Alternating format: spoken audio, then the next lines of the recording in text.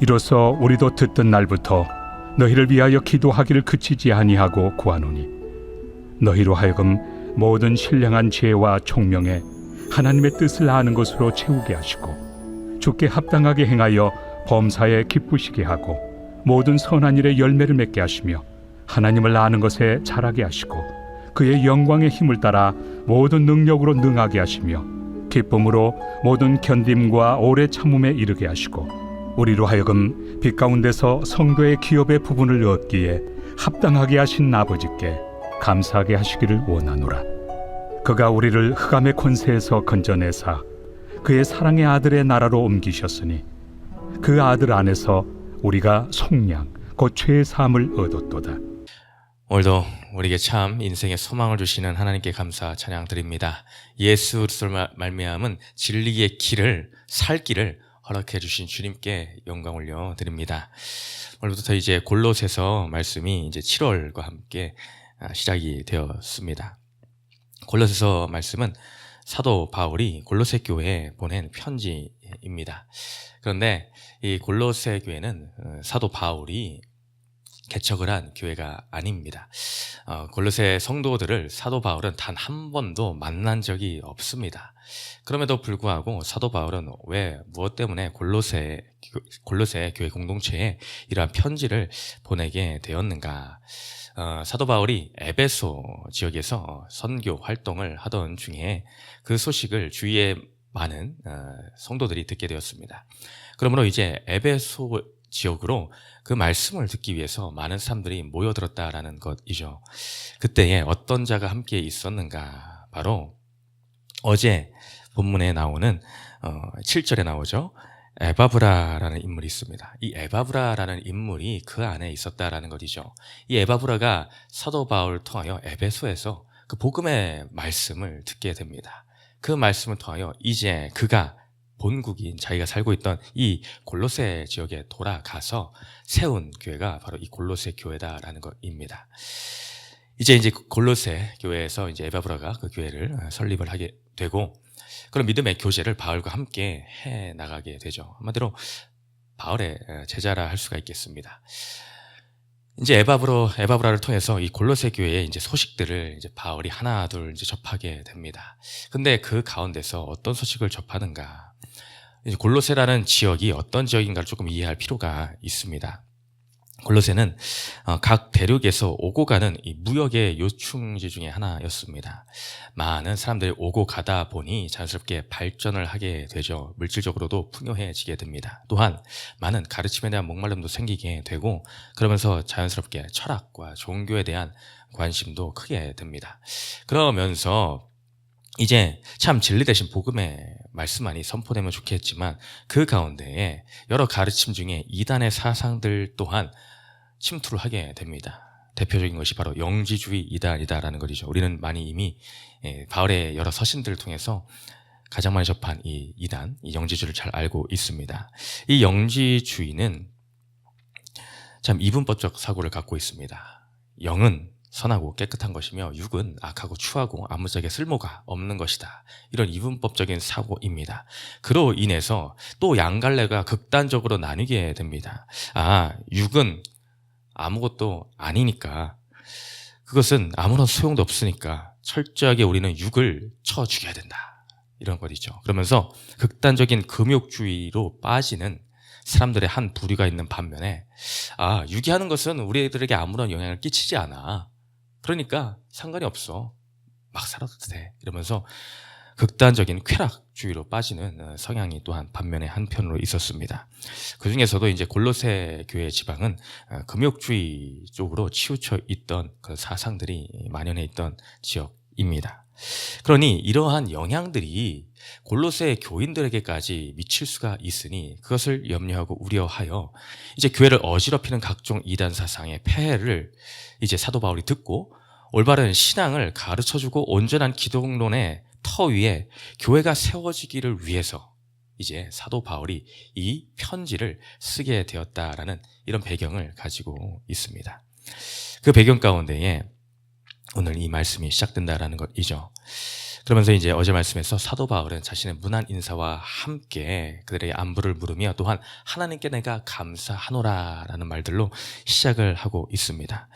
그들이 주 예수 그리스도 안에서의 믿음을 잘 지켜나가며 올바르게 잘 자라고 있음에 대해서 감사하는 내용을 담고 있습니다. 6절에 어제 말씀의 6절에 이 복음이 너희들이 이 복음이 뿌려졌는데 그 씨앗이 심겨졌는데 이미 너희에게 이름에 너희가 듣고 참으로 하나님의 은혜를 깨달은 날부터 너희 중에서 같이 또한 온 천에서도 열매를 맺어 자라는도다.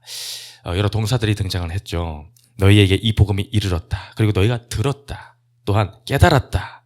그러므로 열매를 맺어 자라는도다. 얼마나 아름다운 모습입니까? 이렇게 믿음 가운데서 자라나는 그들의 모습, 그들을 향해서 이제 사도 바울은 남이라 부르지 않고 우리라는 공동체의 단어 가운데 묶어주는 것을 보게 됩니다. 사도 바울이 어떤 자였습니까? 철저하게 유대 사상에 가득하여서 그리스도인들을 얼마나 많이 핍박을 하였습니까? 잡아 죽이는 데에 여념이 없던 사람이 사도 바울입니다. 이방인들을 개돼지 취급을 하던 자가 바로 사도 바울이었다라는 것이죠. 그의 머리에 생각에서 그 모든 담장이 무너지게 되고 이제 이방인이라 하여도 우리라고 하는 이 놀라운 고백, 이 안에는 너무나 큰 의미가 내포되어 있죠. 그들의 사상에서는 감히 상상도 할 수 없는 것입니다. 이방인을 향해 우리라고. 이것은 우리가 하나님 아버지를 한 분으로 둔 가족 공동체이다. 신앙의 공동체 가운데에 너희들도 포함되어 있다. 우리는 한 아버지 전능자 하나님을 섬기는 우리의 자녀들이다.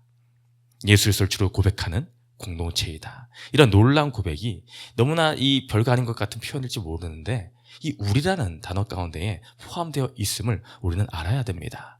계속해서 그래서 사도 바울은 우리라는 표현을 쓰는 것에 있어서 아끼지 않습니다. 오늘 9절 말씀에서도 이렇소 우리도 듣던 날부터 너희를 위하여 기도하기를 그치지 아니하고 구하노니 너희가 우리가 함께 된 공동체로서 내가 먼저 구하는 것이 있는데 그것은 기도로 나아간다라는 것입니다. 사도 바울은 이 안부 인사가 끝나자마자 가장 먼저 전하는 것이 우리가 너희를 위하여 함께 계속해서 기도하고 있다라는 것입니다. 그 소식을 듣던 그날부터 너희를 위하여 기도하기를 그치지 아니하였다라고 합니다. 기도하기를 그치지 않는다라는 것은 너무나 중요한 표현이죠. 이것은 한 번, 두 번 생각날 때만 간혹 그냥 기도해야 되는데 그들을 위해서 이런 수준이 아닙니다. 그것은 시간을 정하여 정기적으로 규칙적으로 그들을 위해서 간절히 기도하고 간구하였음을 나타내는 것입니다. 어떤 자를 위해서 기억하고 기도할 수 있겠습니까? 마음이 있고 관심이 있고 사랑이 있는 자들을 향해서 이러한 기도의 모습을 이어갈 수가 있다는 것이죠. 우리를 대입해봐도 그렇지 않습니까? 그런 마음이 없는데 어찌 규칙적으로 끊이지 않고 그치지 않고 기도를 해나갈 수 있느냐라는 것이죠.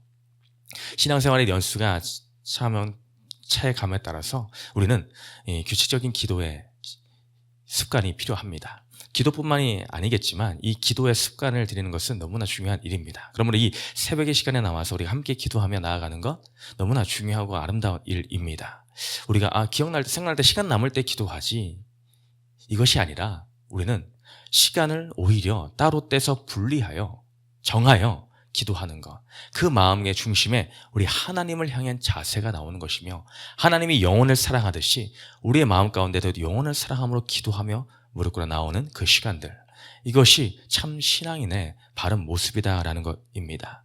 그러면 그 모습으로 이 사도 바울은 오늘 골로새 교인들을 그렇게 사랑함으로 내가 끊임없이 기도하기를 그치지 아니한다. 이는 사무엘의 고백과도 어떻게 보면 동일하죠. 사무엘이 고별 설교 가운데에 이스라엘 백성들 향해서 말하였습니다. 내가 기도하기를 쉬는 죄를 너희 앞에서 범하지 않겠다. 기도하기를 쉬는 죄악을 범치 않겠다. 기도하기를 쉬는 것이 죄악이다라고 합니다. 우리는 날마다 깨어서 하나님을 향해 또한 이웃의 사랑을 놓고 기도해야 될 줄을 믿습니다. 그렇게 나아갈 때에 그가 너희로 하여금 모든 신령한 지혜와 총명의 하나님의 뜻을 아는 것으로 채우게 하시고 이렇게 구합니다.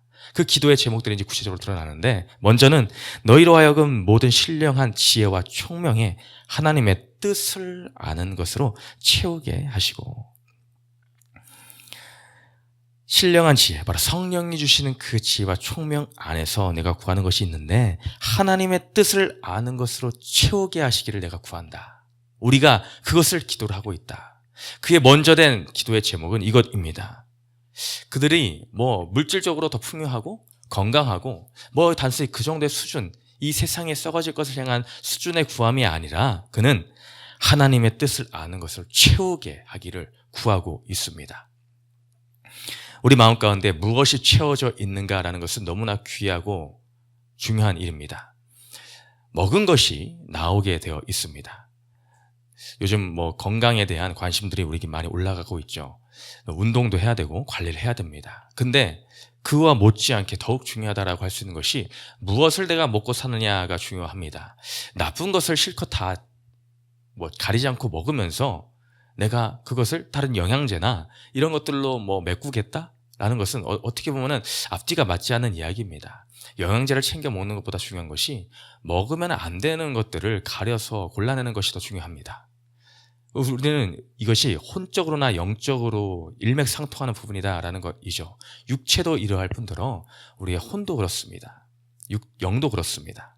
우리의 삶 가운데에 날마다 이 안 좋은 말들을 많이 듣는다라고 생각해 보십시오.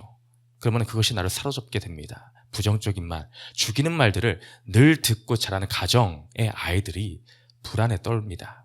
자신의 자아가 제대로 형성이 되지를 않습니다. 늘 자신은 안 된다라고는 절망에 늘 사로잡혀 우울감 가운데 살 수밖에 없습니다. 왜 그렇습니까? 그런 말들을 들어온 환경이기 때문입니다. 온전한 말들, 아름다운 말, 살리는 말, 그런 말들을 공급을 받지를 못했습니다. 무엇이 인풋이 건전한 것이, 깨끗한 것이, 좋은 것이 들어와야 되는데 그렇지 못하니 아웃풋이 나쁜 것만 나올 수밖에 없게 됩니다. 영적으로도 마찬가지입니다. 우리가 날마다 말씀을 배웠고 또한 듣고 묵상하고 이런 것들이 없이 어떻게 영적인 하나님을 닮아가는, 하나님의 형상을 닮은 자들로서 자라갈 수가 있겠습니까? 우리가 그러니 내 눈이 보는 것 조심해, 내 귀가 듣는 것 조심해, 우리의 발이 향하는 것들이 조심해야 되는 이유가 여기에 있습니다. 그러므로 그것을 통해서 너희가 그 지혜를 따라 하나님의 뜻을 아는 것으로 채우게 되기를 원한다. 그것으로 너희 마음 가운데 사로잡기를 원한다. 그것이 선행이 되지 않는 이상 온전한 하나님의 자녀로서 이 이단의 사상들의 팽배한 이 상황 가운데에 그것이 자꾸 우리를 채우려고 하고 우리의 마음에 침범하려고 하는데 그것을 물리칠 힘이 일어나지 않는다라는 것이죠. 우리의 마음은 무엇으로 채우기를 위해서 갈급함 가운데 있습니까? 우리의 마음이 하나님 아버지의 뜻을 아는 것을 채워져, 더 나아가 10절의 끝에 이렇게 나오죠. 그 결과 하나님을 아는 것에 자라게까지 하기를 원한다.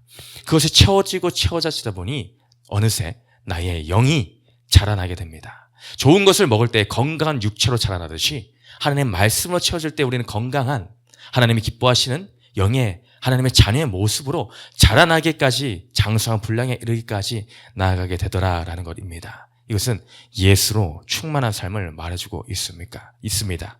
오늘 우리의 삶이 어떤 모습으로 자라나고 있습니까? 하나님을 아는 지식과 하나님을 아는 것에 채우고 자라남으로 우리의 모든 삶에서 일어나는 모든 사건들을 넉넉히 이김의 자리까지 나아가기를 소망합니다.